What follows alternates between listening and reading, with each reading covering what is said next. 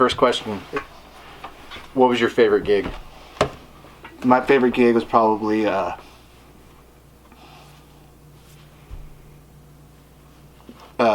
were playing down in Pasadena, and we were playing with Tom Kiefer from Cinderella. Ooh. And Tom Kiefer, man, that dude came out and just took everybody to rock school. It was like a religious experience, really. It was meant the guy he was so good. Okay, what venue though? Where was this? It was a place called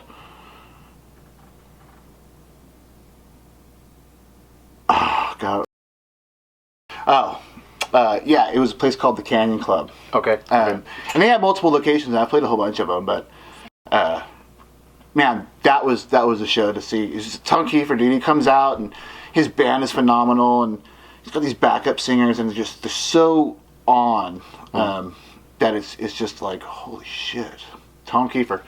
Yeah, so you at home, Tom Kiefer, check out his record, because that record is unbelievable. And he wrote a song with one of my favorite country duos, Thompson Square. And so check out Thompson Square as well, because if you like what Tom's doing and Thompson Square, it's going to be, you're going to like it. So, I don't know. Tom Kiefer, that was my favorite show so far. So, check out Tom Kiefer. That's your show of the week, or that's the reminiscent show. How about you? Oh, man. Okay. So, geez. I would have to say, like, my favorite all-time show, just as far as just, it would have to be Pearl Jam back on the, it was the tour right after 10. Yeah, but that's a show you went and saw, right? Yeah, I saw it, and it was just like the whole vibe was put out. I mean, they had this arc that they created. The lighting was good. It was at the Warfield, which I love. Any show you go see there is just amazing. But the lighting is what drew you in, and they didn't come out and just hit you. You know, it was like they started off slow and baited the crowd. Right after Rollins' band opened up for them, and everybody's just thinking like they're going to come out and just nail you with Even Flow or something high energy off the new album. No, they come in and they start really mellow, and then they ramp it up. So instead of having this high, low, yeah, that's an interesting dynamic, right? To come out just on a low and then take off. Because I mean, even our band comes out with like a grinder, and then we kind of take it down, and then I think that's because of where we're at. That's the expectation of more like a newer band. It's like you got to hit them hard, and then you can kind of bring it down. But those guys, by that point, they're established with 10 throughout the rest of the country. They knew they could pull that off and start low, kind of do more of like a camel hump, and then even end it. I think their finale was, I think it was Black, if I'm not mistaken. So they ended really mellow too, which was really a very cool vibe, because everybody's like leaving the place just like, man, you just want to go smoke a cigarette. I remember seeing Alice in Chains and Lane Staley just being up there with a cigarette the whole time, and it was just like, man, I just wanted to smoke the whole time he was. Oh, rock and roll makes smoking look cool, man, for sure. I mean, I've never smoked a cigarette, a tobacco cigarette. But goddamn, I would like to. I mean, it looks cool. I'd be like choking and turning green, but I don't know. Rock and roll makes smoking look cool. I just don't have anywhere cool I could stick it like Eddie used to do with the strings, That'd be kind of cool, but I ain't got nowhere I can stick a cigarette. You gotta do it like, you gotta be able to do shit like, I don't know if I can do it anymore. I can't. Whatever. That's how you do it. I know, I want to be able to do that, dude. Like, I'll be down at the auto parts store. I'll be like, oh shit, smoking out your nose. I want to be able to carry on a conversation with my cigarette, like dangling. You gotta be working. You gotta be working on the car with like gasoline and shit all over the place. Questionably safe. Just like the essence of gasoline and brake fluid. Shit, carburetor starter fluid and all that shit. Well, I mean, you asked me about my favorite show, and I talked about a show that I was on that bill.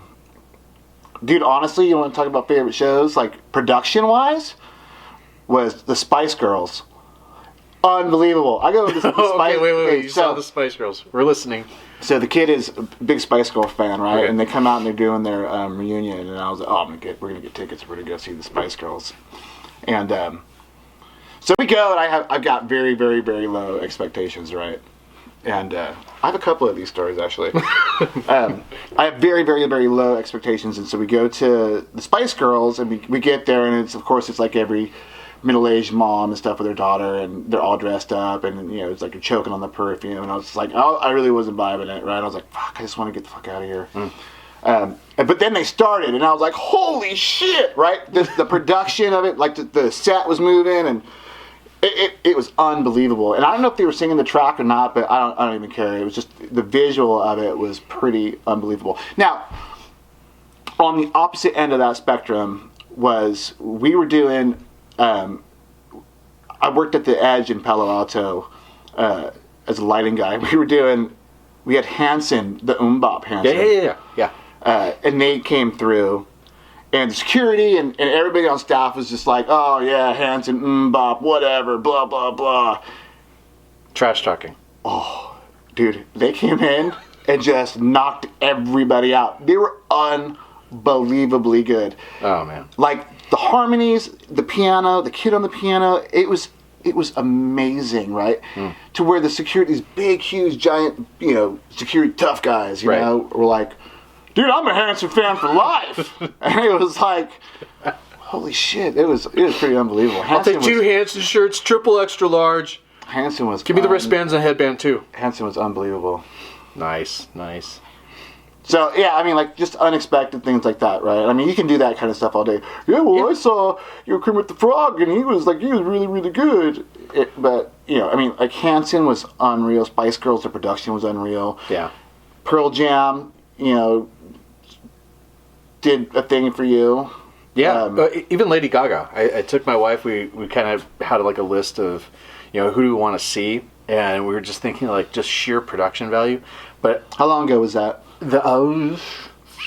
was that Meat Suit days, or was that like... No. It was like I'm in the Bradley Cooper movie now days. It was right before that. Because right after that tour, then it seemed like she stopped the tour and went into movie stuff. So I think she changed up her whole business model and then went into doing movies, and then had that opportunity, which I thought she did amazing in. And I was not not Spice Girl. I was not a Lady Gaga fan, but man, she's like talented, and she's like a legit musician. But I mean, you should have known that when Paparazzi came out, and like the piano playing and like just her voice. I mean, you should have been a fan from day one, because she is unbelievable. She is. And then, she got all that juice from that Bradley Cooper flick. I'll admit I judged her too harshly. And that's my character flaw, is that I see something, and if it's too slick looking and too packaged, I'm a little put off. But yeah? What'd you think when you came down and started playing with a bunch of tattooed bearded guys? Oh, sign me up. Okay. Are we talking about previous bands? Yeah, no. We're not talking about the No, band. let's not do that. So I was in another band. Okay, so you're in some other band that we don't care about, but Right. go ahead and tell us a story that doesn't matter anymore. And I thought I was just coming in to... See how I'm not paying attention? Isn't that nice? Yeah, it's nice. You want to take a little nap right here? That's because I don't care about like your other bands. All right. Like, So, should I talk about my other bands? at some point, but let me finish my story first. Okay.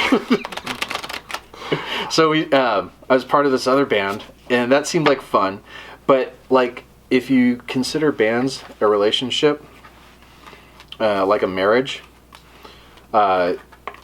you realize after a little bit of time that that's maybe not the right fit, and you didn't do the research on that relationship. Yeah, they're like the girl from the bar that you picked up.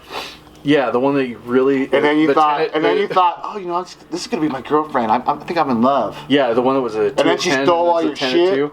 Yeah. Stole all your shit. And your car keys. And let the cat out. Yeah, all your songs, all your music, all your gear.